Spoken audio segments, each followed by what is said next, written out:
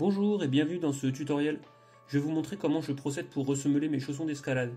Je ressemelle mes chaussons depuis 3 ans et même si la finition est bien en deçà de ce que font les cordonniers, l'efficacité est la même et le coût largement réduit. Des liens pour acheter le Vibram et les consommables sont en description de la vidéo. Alors, vous aurez besoin d'un cutter, d'un stylo, d'une équerre, d'un gant en nylon, d'un casque anti-bruit, d'un sèche-cheveux ou un décapeur thermique, d'une ponceuse tank, d'abrasif, de lumière, pas mal de lumière, d'une plaque de Vibram, de colle néoprène, de colle cyanoacrylate ou superglue, d'activateur, de chaussons et de vos paluches. Ici, on voit que la semelle est bien usée et qu'on commence à grimper sur l'enrobage. On commence par tracer le repère de fin de ponçage, pas trop près de la pointe pour une meilleure tenue dans le temps. Au stylo, on trace la forme du chausson sur le Vibram, en prenant au moins 15 mm plus large que le chausson. Ensuite, on découpe la forme au cutter. Il faut prendre son temps et faire très attention.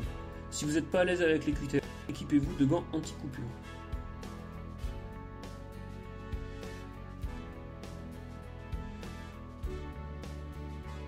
Ensuite, je ponce la nouvelle semelle pour que la colle accroche bien.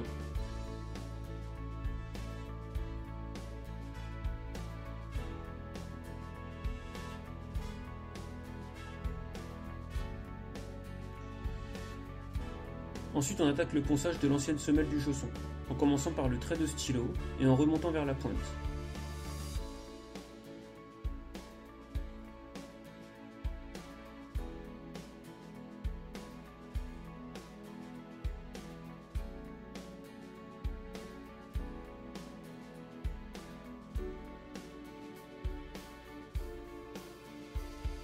Allez-y doucement sur les bords.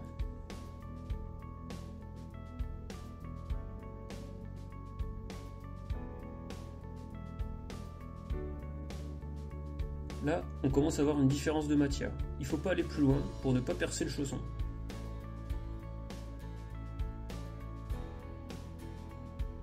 Ensuite, je mets des morceaux de scotch pour bien visualiser la fin du ponçage et bien positionner la semelle lors du collage. Ensuite, on passe à l'encollage. Il faut appliquer de la néoprène sur le chausson et sur la nouvelle semelle. Utilisez un gant en nylon, car la néoprène est nocive. N'allez pas jusqu'au bord et appliquez une couche pas trop épaisse.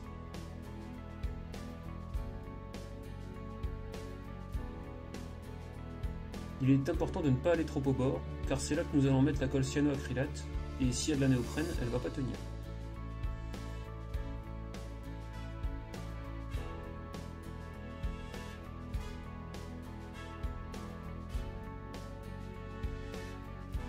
Ensuite, on laisse sécher une trentaine de minutes sur un radiateur. Ensuite, il faut réchauffer la colle avec un sèche-cheveux. Moi j'utilise le décapeur thermique parce que c'est plus rapide.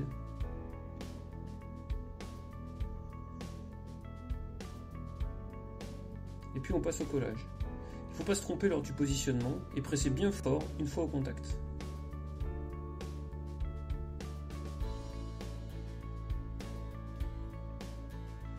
Ensuite je découpe le Vibram pour qu'il y ait environ 12 mm qui dépassent tout autour du chausson et de façon uniforme. Encore une fois, attention si vous n'êtes pas habitué à manipuler un cutter. Ensuite, vous pouvez mettre votre pied dans le chausson et chauffer la nouvelle semelle pour l'assouplir. Encore une fois, le décapeur thermique est plus rapide que le sèche-cheveux, mais attention aux brûlures. On applique la colle cyanoacrylate. Procédez petit bout par petit bout. Pressez bien fort et finissez avec un peu d'activateur pour accélérer la prise de la colle.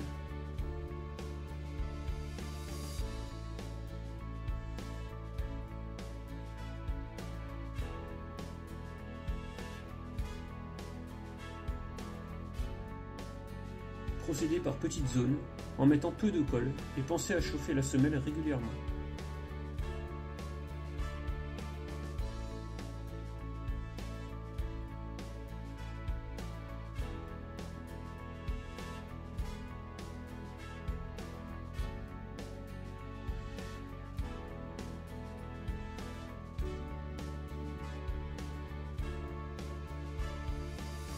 Ensuite, une fois que le tour est fait, on passe au-dessous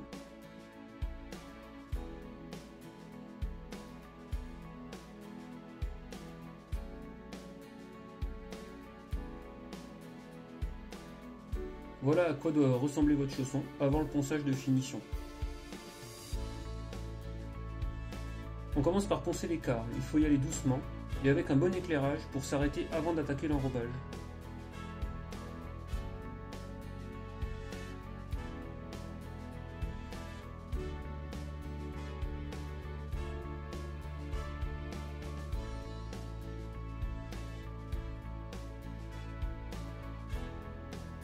Gardez le chausson bien horizontal.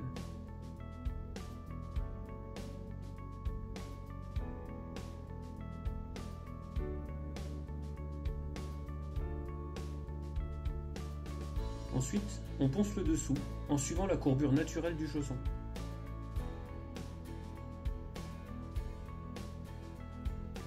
Voilà, c'est terminé. Un autre exemple.